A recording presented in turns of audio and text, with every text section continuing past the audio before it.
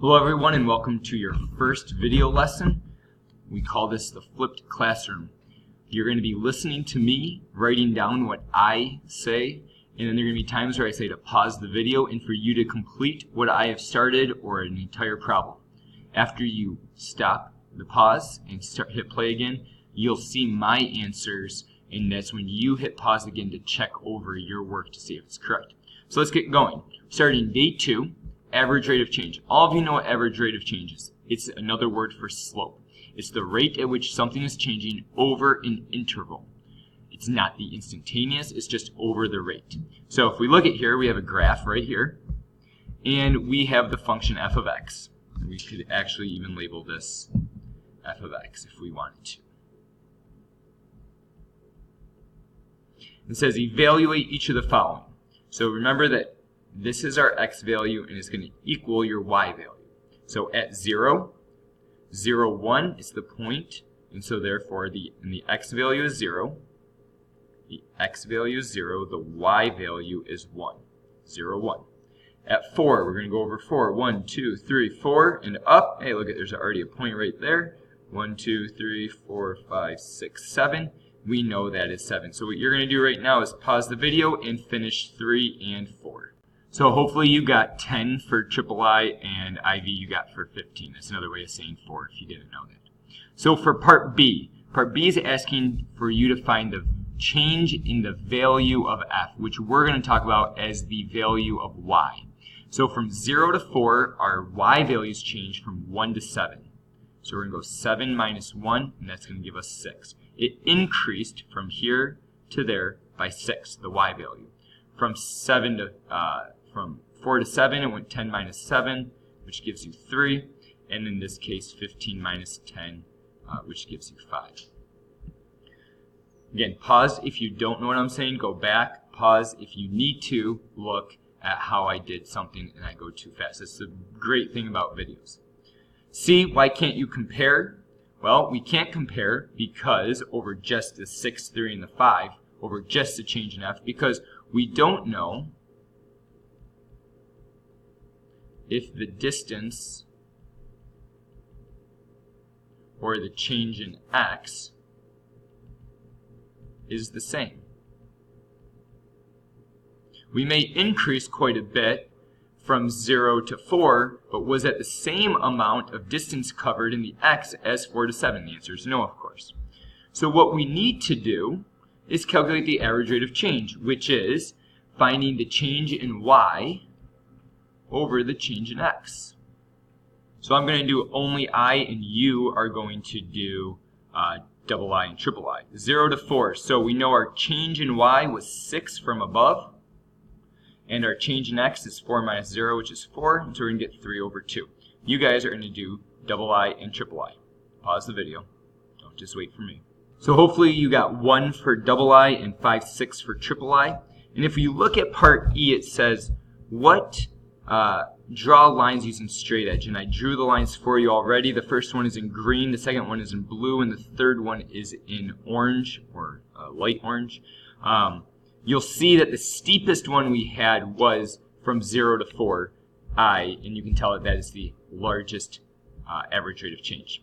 So let's flip the page right now. Another way to write average rate of change is at the top here.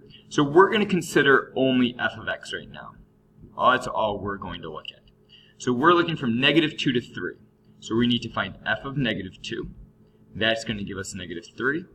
And f of 3, which will give us 22.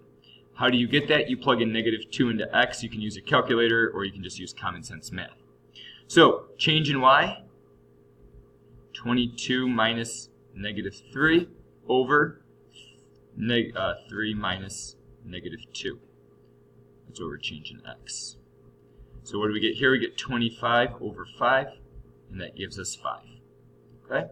What I need you guys to do right now is pause it and do f of x for double I. So you should have gotten 5 for both of them. Now I don't want to give this completely away, so you're going to pause it again. What I want you guys to look at is why is the average rate of change the same for both the i's, what we just did, why is it the same?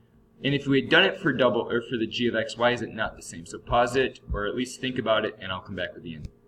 And hopefully you guys got that as an answer. Pause it if you don't have it, and we're going to move on. So we know when we take a cold bottle out of a refrigerator, it warms up, and we have an idea of what it could warm up to right here.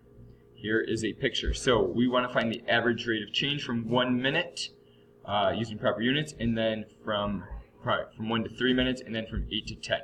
You guys try that on your own.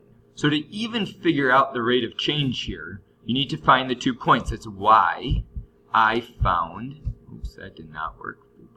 Don't do what I just did there.